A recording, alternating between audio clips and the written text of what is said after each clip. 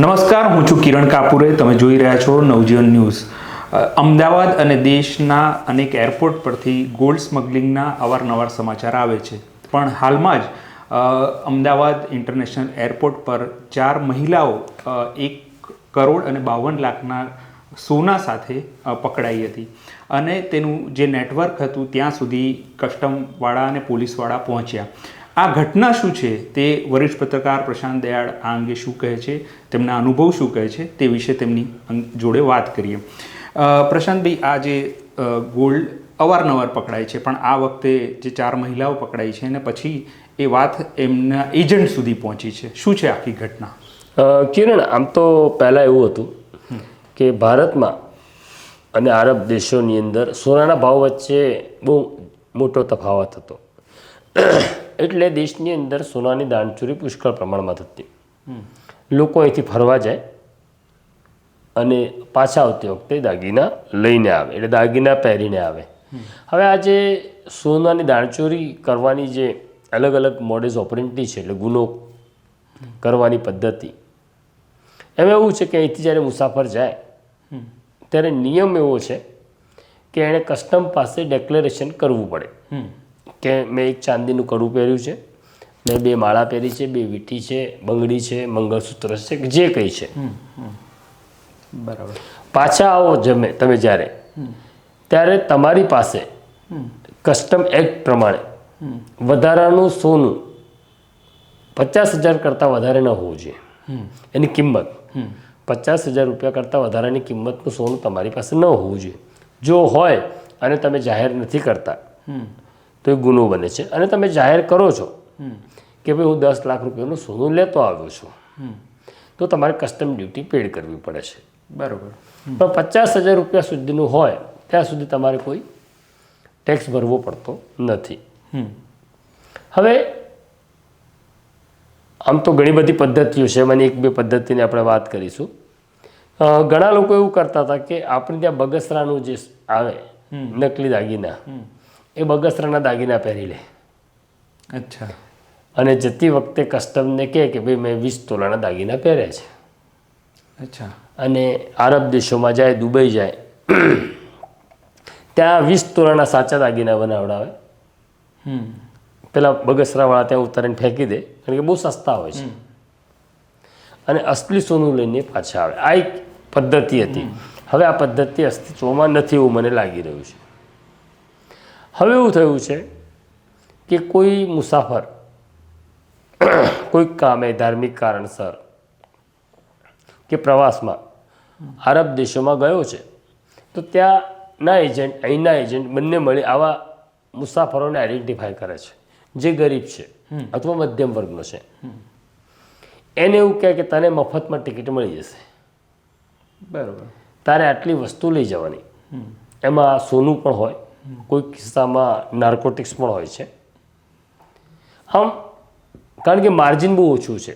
મેં હમણાં તપાસ કરી તો આપણા અને આરબ દેશોની અંદર સોનાનો ભાવ જે છે એમાં 15,000 થી 20,000નો જ ફરક આવે છે 1 તોલામાં. 1 તોલે એટલે 100 ગ્રામનું બિસ્કિટ હોય તો 1.5 થી 2 લાખનો ફરક આવે છે. માર્જિન હવે ઓછું થઈ ગયું છે, પણ છતાં પણ અત્યારે જે રીતના ભાવ વધી રહ્યા છે, એટલે ફરી પાછો ટ્રેક શરૂ થયો છે. હવે કસ્ટમનું જે અમદાવાદ એરપોર્ટ ઉપર યુનિટ છે એ તો તૈનાત હોય છે, એ નજર રાખતું હોય છે, પણ કસ્ટમ ઇન્ટેલિજન્સ પણ છે જે પોતાના બાતમીદારો પાસેથી માહિતી લેતું હોય છે. કારણ કે આટલા બધા પેસેન્જરો ઉતરતા હોય છે ત્યારે બધા જ પેસેન્જરને ચેક કરવા એ કસ્ટમ માટે શક્ય પણ નથી હોતું.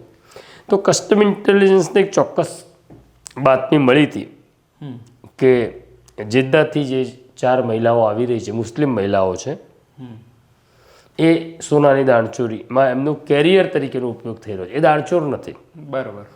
એમનો કેરિયર તરીકેનો ઉપયોગ થઈ રહ્યો છે. એટલે જ્યારે આ 4 મહિલાઓ આવી, મુસ્લિમ હતી, ઇસ્લામમાં માનનારી હતી, એમણે બુરખો પહેરેલો હતો, એટલે તરત કસ્ટમ ઇન્ટેલિજન્સ એમને સાઈડ પર કરી. કસ્ટમના મહિલા અધિકારીઓ આવી ગયા ત્યાં, એમને સાઈડ પર લઈ જઈ જ્યારે એમની પૂછપરછ કરી, એમને ચેક કરવામાં આવી, ત્યારે એમની પાસેથી સોનાની ચેન, બંગડી જેવા દાગીના મળ્યા, જેની કિંમત 1,52,00,000 થાય છે. હવે સામાન્ય પદ્ધતિ શું છે કે આવા ઘણા બધા કેરિયરને દુબઈના એજન્ટો કે અમદાવાદના એજન્ટો મોકલતા હોય છે, અને બહાર એ લોકો જ્યારે નીકળે ત્યારે એમની પાસે એમનો માણસ એક ઊભો હોય જ્યાં દાગીના લઈ લે છે.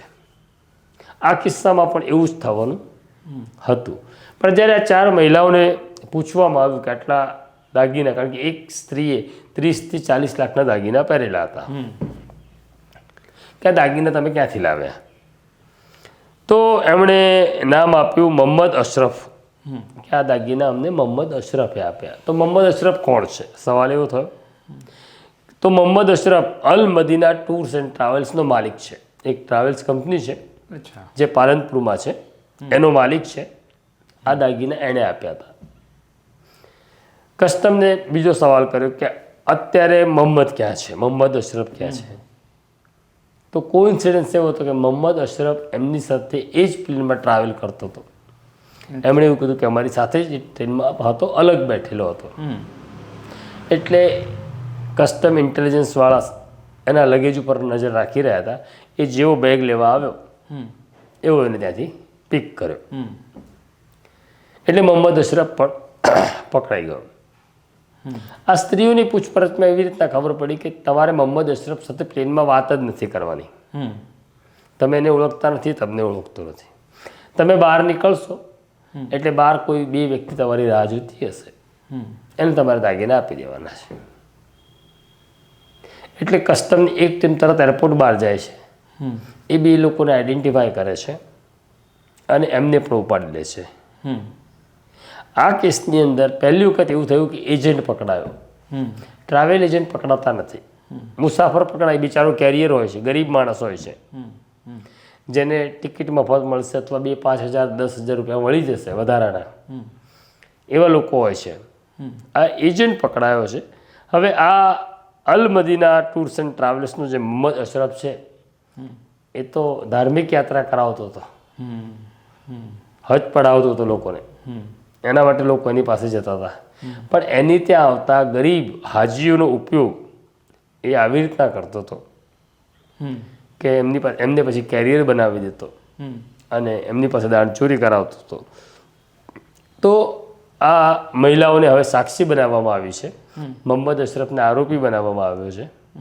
અને બહાર જે એક કેરિયર હતો એમાંથી એક મોહમ્મદ અશરફનો માણસ હતો, એને પણ આરોપી બનાવ્યો છે.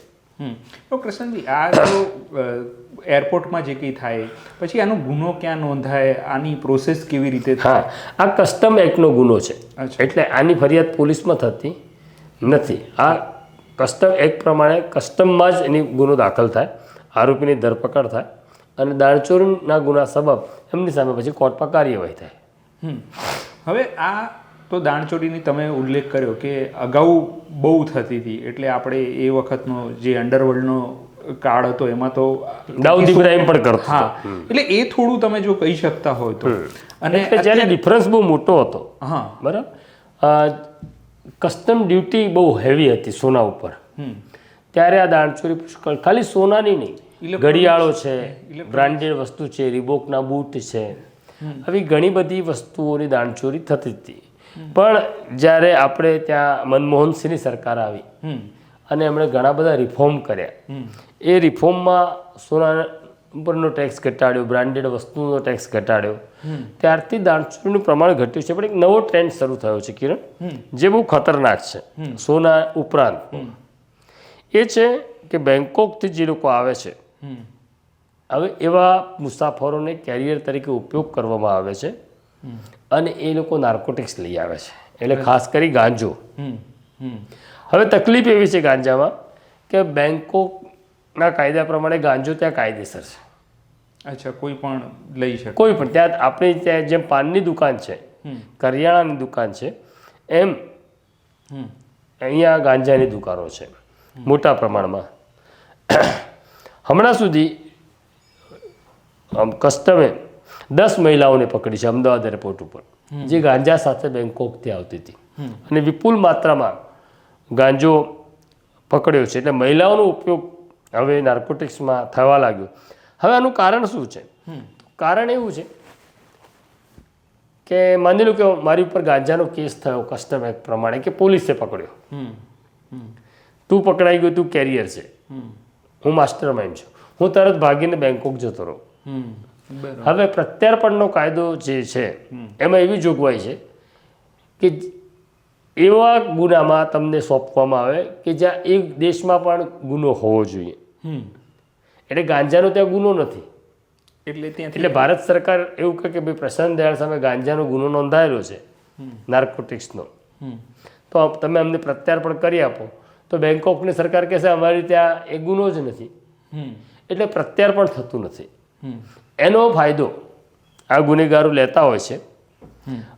એમને જો કે પોલીસ પાસે અને કસ્ટમ પાસે ઇન્ફોર્મેશન તો ઘણી બધી છે.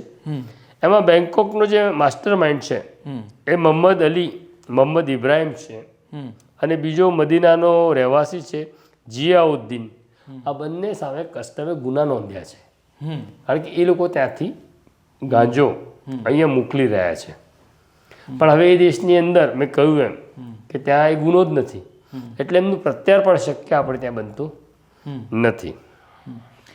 પણ હમણાં પ્રશાંતભાઈ મેં ન્યૂઝ જોયા કે ગોલ્ડ કેટલી જગ્યાએથી પકડાયા છે, તો આમ થોડી નજર કરી તો એમાં ખબર પડી કે સુરતથી પણ બહુ જ મોટા ઇન્ટરનેશનલ એરપોર્ટ પર બહુ મોટા પ્રમાણમાં ગોલ્ડ પકડાયું. આપણા ત્યાં પણ છેલ્લા 2-4 દિવસમાં બેંકોકથી કે આવી રીતે આ જે કેસ લીધો છે.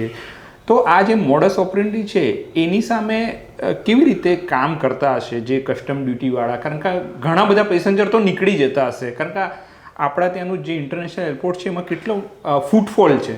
હા, એટલે આની અંદર એવું છે કે જે લોકો દાણચોરી કરે છે કોઈ પણ પ્રકારની, સોનાની હોય કે નાર્કોટિક્સની હોય, એ ચોક્કસ એ ધ્યાન રાખે છે કે ટ્રાફિક શું છે, અચ્છા, કયા ટાઈમે ટ્રાફિક વધારે છે. એક તો ટ્રાફિક વધારે હોય એવા એરપોર્ટની લોકો પસંદગી કરે છે, કારણ કે જ્યાં કસ્ટમ એક પેસેન્જરને ચેક કરવું એમના માટે શક્ય હોતું નથી. અને બીજું, કેટલીક વખત એમને સ્થાનિક લેવલે કસ્ટમના કેટલાક એવા લોકો પણ છે કે જે ક્લિયરન્સ આપે છે. અચ્છા, હા, બરાબર. તો ઘણા બધા કારણો છે. એમાંના મુખ્ય કારણ એ છે કે ટ્રાફિક જ્યાં વધારે છે એવા એરપોર્ટની લોકો પસંદગી કરે છે. એટલે આપણે ત્યાં ગાંજા સાથે જે મહિલાઓ પકડાઈ હતી એ તો દક્ષિણ ભારતની હતી. અચ્છા, પણ અહીંયા ટ્રાફિક વધારે હતો, માટે એમણે આ એરપોર્ટને પસંદ કરેલું.